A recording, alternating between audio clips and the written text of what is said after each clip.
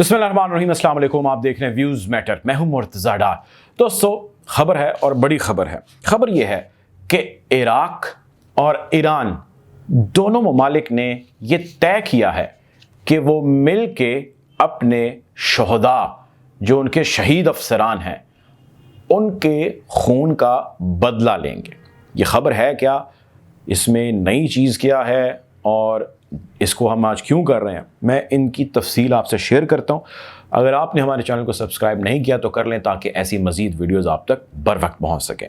आप ये बात जानते हैं कि जनवरी 2020 में बगदाद यानी कि इराक के शहर में अमेरिका एक फ़िज़ाई हमला करता है, जिस हमले के नतीजे में जनरल कासिम सुलेमानी शहीद हो जाते हैं और उनके साथ जो है दीगर जो अफसरान हैं उनकी भी शहादत हो जाती है, जिसमें इराक के अबू महदी अल मुहांदी जो है डिप्टी कमांड जनरल जो है वो भी मौजूद है, और उनके साथ उनके 10 डिप्टीज़ और हैं, वो भी इसमें जाम शहादत नोश करते हैं।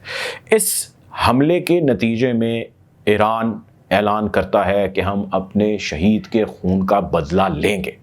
अब इस हवाले से बहुत सारी कयास सराइयाँ हैं, बहुत सारे ख़यालात हैं जो वेस्टर्न मीडिया, ईस्टर्न मीडिया के अंदर पाए जाते हैं। कुछ लोग कहते हैं कि ईरान जो है वो बाय फोर्स जो है वो हमला करेगा और इसी तरह उसका जो है वो बदला लेगा और उसको रिस्पॉन्ड करेगा। कुछ लोग कहते हैं कि अब चीज़ें बदल गई हैं, इस तरह हो सकता है वो करे, लेकिन वो इससे बड़ा जो है वो प्रॉब्लम क्रिएट करेगा और उसके लिए अडॉप्ट करेगा वो सिफारती महाज को, यानी कि जिसको तरीके से कहते हैं कि घेर के फिर मारना। इस हवाले से इराकी ऑफिशियल्स और ईरानी ऑफिशियल्स, इन दोनों के दरमियान मुलाकातें हो रही हैं। बगदाद में 2 रोज़ा बैठक काफ़ी लंबी चौड़ी थी, वो ख़त्म हुई है। उसके ख़त्म होने के बाद एक जॉइंट स्टेटमेंट सामने आई है। मैं आपके सामने वो स्टेटमेंट कोट एंड कोट रखता हूँ और फिर आपसे बात करता हूँ।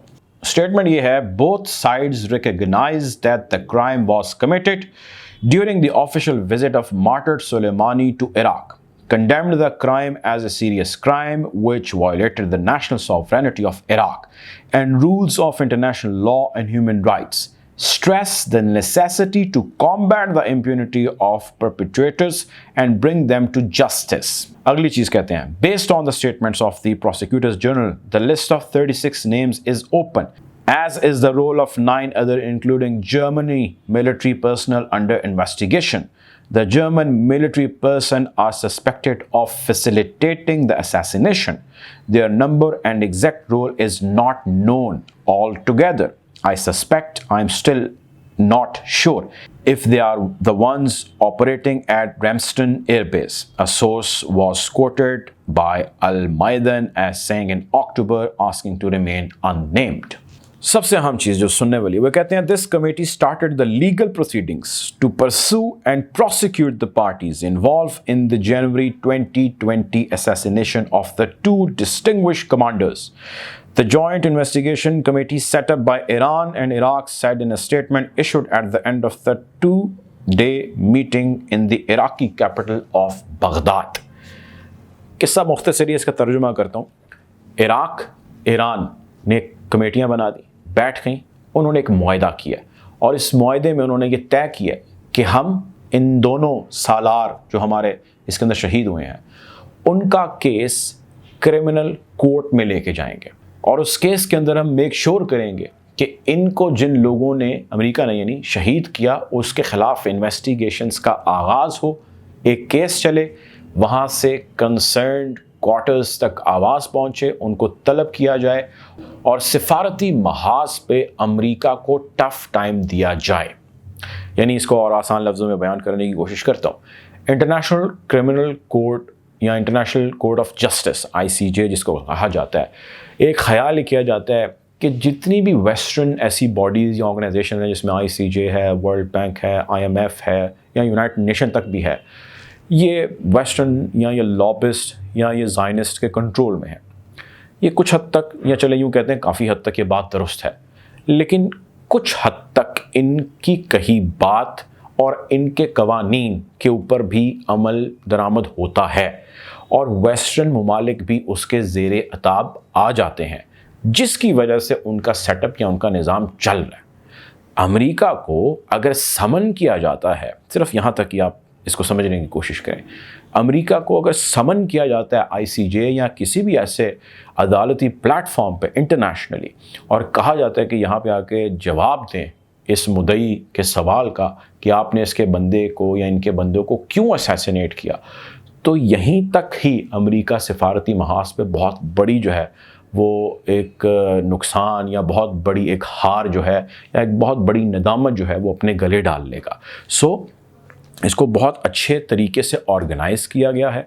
اس جو بغداد ملاقات ہوئی ہے اس کا سیکنڈ راؤنڈ آف ٹاک ہونا ہے تہران میں. اس میں اس چیز کے اوپر بات کی جائے گی کہ کب، کہاں، کس کو اور کس طریقے سے جو ہے پروسیڈ کیا جائے، اس کیس کو آگے لے کے جایا جائے اور جنرل قاسم سلیمانی شہید اور ان کے ساتھ باقی عراقی کمانڈنٹس اینڈ آفیشلز اینڈ ڈپٹی کمانڈنٹس کی جو شہادتیں ہوئی ہیں ان کو ان کے آگے رکھا جائے، پورا پلاٹ رکھا جائے، ایک ایک ایویڈنس رکھا جائے جن پہ شک ہے، جو اسیسینیشن جنہوں نے کی ہے، جن ممالک نے رول پلے کیا ہے. جس طرح جرمنی کا میں نے آپ کو ذکر سنایا کہ جرمنی امریکہ کی دنیا میں امریکہ سے باہر کہیں بھی سب سے بڑی اگر بیس ہے تو وہ جرمنی میں موجود ہے، سب سے بڑی انسٹالیشن اس کی جرمنی میں موجود ہیں جس میں نیٹو کو بھی فیسیلیٹیٹ کیا جاتا ہے. تو خیر یہ تمام چیزیں جو ہے وہ ایز اے کیس سامنے رکھی جائیں گی اور ظاہر ہلکا کیس تو ہوگا نہیں جب ممالک اس سطح پر جا رہے ہوں، لیکن ان تمام تر چیزوں کے باوجود ایک چیز اپنی جگہ بالکل ایگزسٹ کرتی ہے اور وہ یہ ایگزسٹ کرتی ہے، وہ ہے اسٹیٹمنٹ بائی دی ایرانینز جس میں وہ کہتے ہیں کہ ہم جنرل قاسم سلیمانی کی شہادت کا بدلہ لیں گے، جو کہ ایک انورٹڈ کاماز ایک محاورہ چلتا ہے کہ بدلہ ابھی باقی ہے. سو یہ ایک اسٹیٹمنٹ کہہ لیں یا آپ اس کو جو بھی نام دے لیجئے یا آپ اس کو وارننگ کہہ لیجئے. قاسم سلیمانی جنرل ایک بڑے جنرل تھے، ایک بڑے سالار تھے، ان کی شہادت کا بدلہ ایران لے گا. اور یہ ایک صاحب ہیں جو جن کے اوپر اسیسینیشن ہوئی، اسی طرح اور بھی ہیں جس میں سائنٹسٹ محسن فخری زادہ بھی ہیں. اس کے حوالے سے بھی ایران کہہ چکا ہے کہ محسن فخری زادہ جو ہے ان کی بھی شہادت کا بدلہ ہم یقینی طور پہ لیں گے. خیر خطے کی صورتحال بہت بدل رہی ہے.